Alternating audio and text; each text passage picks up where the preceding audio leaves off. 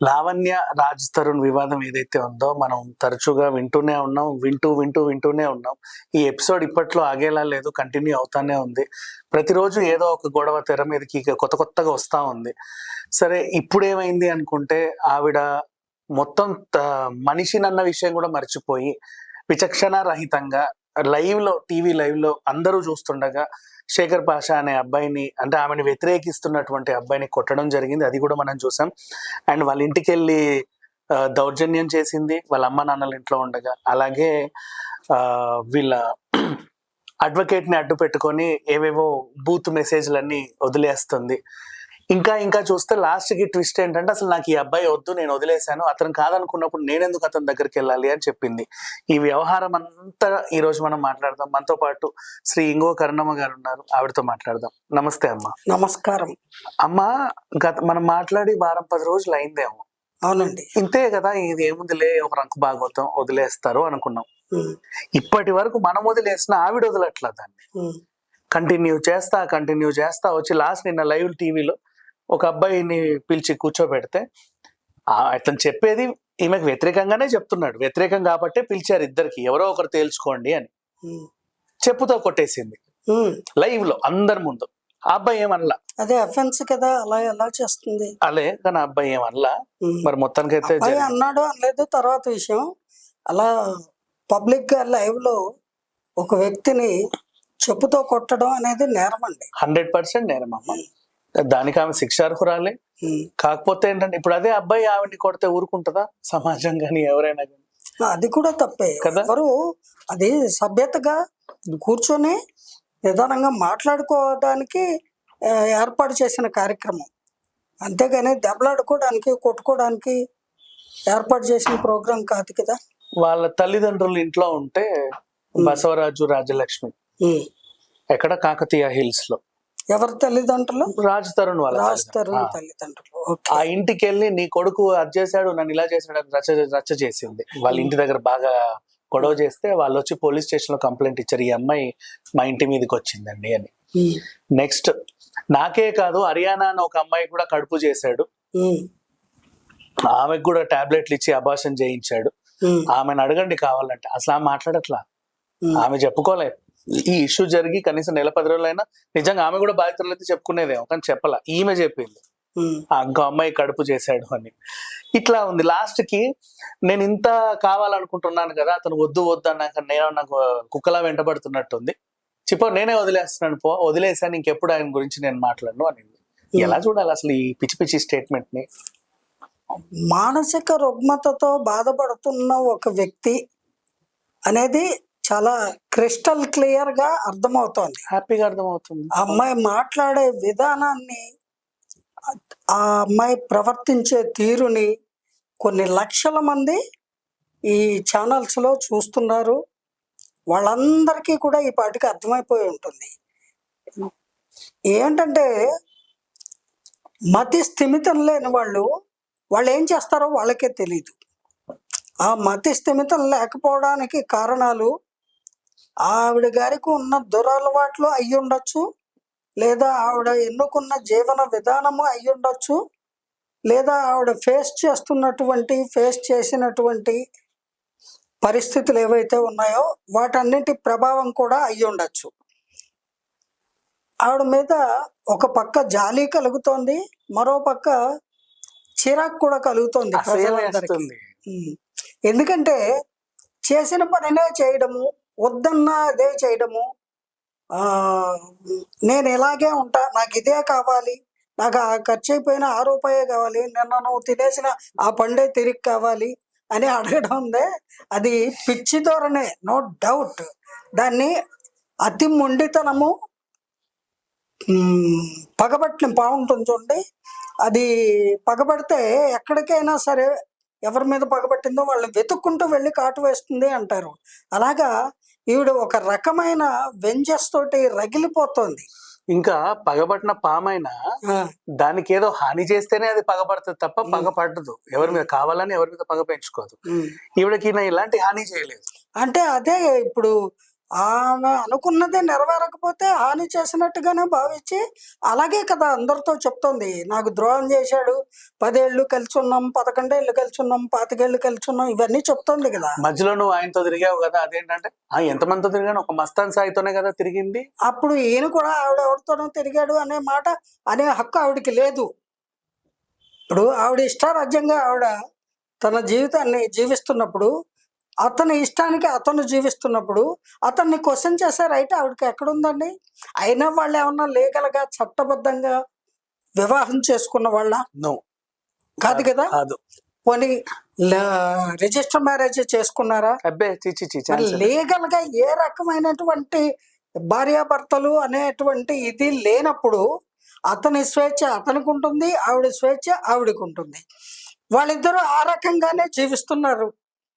అటువంటప్పుడు ఈ అమ్మాయి ఏంటంటే ఇంత ఎడమెంటల్గా నాకు వాడే కావాలి వాడే కావాలి, ఏం మెంటలా? మెంటలే. ఈ ఈ స్థితిని పిచ్చనే అంటారు. ఒక పిచ్చి వ్యక్తి గురించి జాలి పడాలి, ఇంకేం చేయలేదు. జాలి పడ్డం తప్ప ఎవరూ ఏం చేయలేదు. అంతే కదా. రెండోది, అందరి మీద ఆవిడ దుర్భాషలాడడం కూడా ఇందులో ఒక భాగమే. నీచమైన లాంగ్వేజ్ అమ్మా. ఒక ఆడది మగాడు కాదు కదా, ఒక మనిషి అనే స్థాయి వ్యక్తి అసలు మాట్లాడకూడనటువంటి బూతులు, నీచమైన బూతులు. దానికి అలా మాట్లాడడానికి 2 బలమైన కారణాలు ఉంటాయండి. ఒకటి, ఉడుకుమొత్తనం, అంటే నేను అనుకున్నది సాధించలేకపోతున్నాను అనే నిస్సహాయత, ఆ ఉడుకుమొత్తనము, ఇలాంటివన్నీ కూడా బాగా ఆ రజోగుణాలు బాగా తీవ్రంగా బ్రెయిన్లో ఆక్యుపై అయ్యి ఉంటాయి. అదొక కారణము. రెండవది, పగబట్టిన పాము టైపులో వాళ్ళని బతికితే నా కాళ్ళ దగ్గర పడి ఉండాలి, నేను చెప్పినట్టు వినాలి, నా భర్త అనే ఇదితోనే బతుకుండాలి, పెళ్ళి అయినా కాకపోయినా సరే, గుళ్ళోనో రూమ్లోనో దండలు మార్చుకున్నా సరే వాడు నా వాడు అనేది ఆవిడ బ్రెయిన్లో ఫిక్స్ అయిపోయింది. అతను అలా ఫిక్స్ అవ్వలా. జస్ట్ అతను ఎందుకు అవ్వాలండి? అతను అలా పెళ్ళే చేసుకోవాలనే నిర్ణయం తీసుకోలేదు. అతను కుటుంబ సభ్యులకి ఏనాడో చెప్పాట నేను వివాహం చేసుకోను అని. అతను ఫ్రీ బర్డ్, స్వేచ్ఛగా బతుకుతున్నాడు. అతనిలాగా బతికే అమ్మాయిలు ఎవరైనా దొరికితే వాళ్ళతో కాసేపు కాలక్షేపం చేస్తున్నాడు. అదే నువ్వు కనిపించిందల్లా నాది, నాకు నాకు అంటే అవుతుందా?